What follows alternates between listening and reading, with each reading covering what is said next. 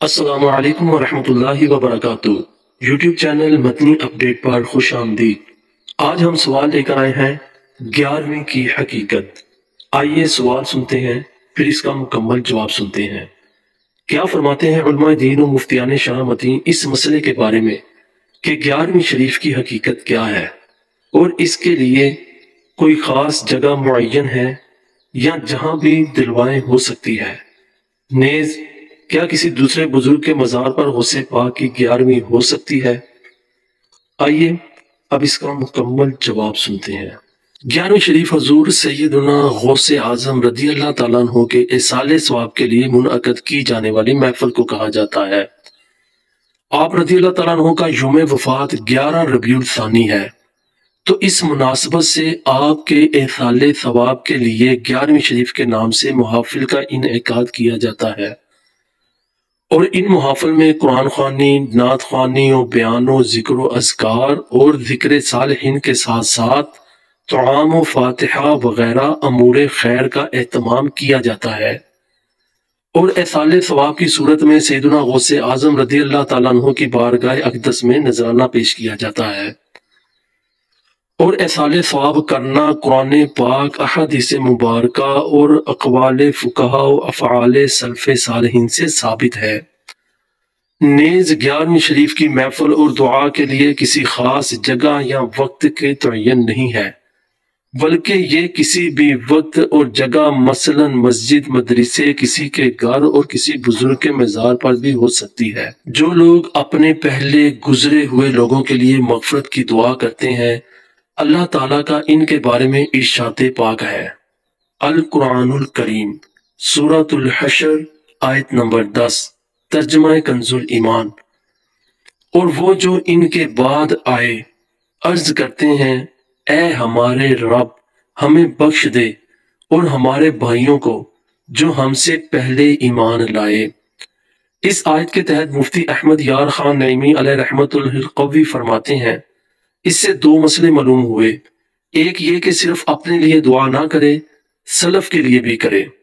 دوسرے یہ کہ بزرگان دین خصوصاً صحابہ کرام و اہل بیت کے عرس، ختم، نیاز، فاتحہ اعلیٰ چیزیں ہیں کہ ان میں ان بزرگوں کے لیے دعا ہے۔ بخاری شریف میں ہے، ایک شخص نے نبی پاک صلی اللہ تعالیٰ علیہ وسلم سے عرض کی کہ میری ماں اچانک فوت ہو گئی ہیں اور میرا گمان ہے کہ اگر وہ کچھ بات کر سکتیں تو صدقہ کرتیں۔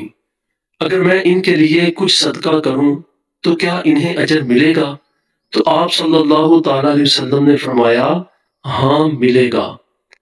رد المختار میں ہے کہ یعنی ہمارے علماء نے باب الحج عین الغیر میں صراحت فرمائی ہے کہ انسان اپنے عمل کا ثواب دوسرے کے لیے کر سکتا ہے، نماز ہو، روزہ ہو، صدقہ ہو یا کچھ اور ایسا ہی ہدایہ میں ہے۔ سیدی اعلیٰ حضرت مجدد دین و ملت امام احمد رضا خان علیہ رحمت الرحمن فرماتے ہیں، 11ویں شریف اپنے مرتبہ فردیت میں مستحب ہے اور مرتبہ اطلاق میں ایصال ثواب ہے، سنت ہے، اور سنت سے مراد سنت رسول صلی اللہ تعالیٰ علیہ وسلم، اور یہ سنت قولیہ مستحبہ ہے۔ سنیوں میں کوئی اسے خاص 11ویں تاریخ ہونا شرعاً واجب نہیں جانتا، اور جو جانے محض غلطی پر ہے۔ ایصال ثواب ہر دن ممکن ہے، اور کسی خصوصیت کے سبب ایک تاریخ کا التزام جبکہ اسے شرعاً واجب نہ جانے مضائقہ نہیں۔ رسول اللہ صلی اللہ تعالیٰ علیہ وسلم ہر پیر کو نفلی روزہ رکھتے، کیا اتوار یا منگل کو رکھتے تو نہ ہوتا؟ اس سے یہ سمجھا گیا کہ معاذ اللہ حضور نے پیر کا روزہ واجب سمجھا۔ یہی حکم تیجے اور چہلم کا ہے۔ علامہ فاضل عبد القادر قاری بن محی الدین صدیقی الاربلی رحمۃ اللہ تعالیٰ علیہ سیدنا غوث اعظم رضی اللہ تعالیٰ عنہ کی تاریخ وصال سے متعلق فرماتے ہیں، سیدنا غوث اعظم رضی اللہ تعالیٰ عنہ کا وصال پیر کی رات بعد نماز عشاء 11 ربیع الثانی 561 ہجری کو ہوا، اور آپ رضی اللہ تعالیٰ عنہ کی تدفین باب ادجم میں ہوئی۔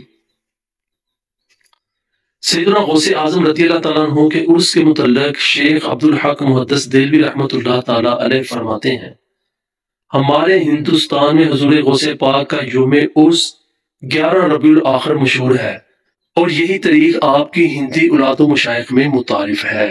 صلو علی الحبیب صلی اللہ تعالی علی محمد صلی اللہ تعالی علیہ وسلم۔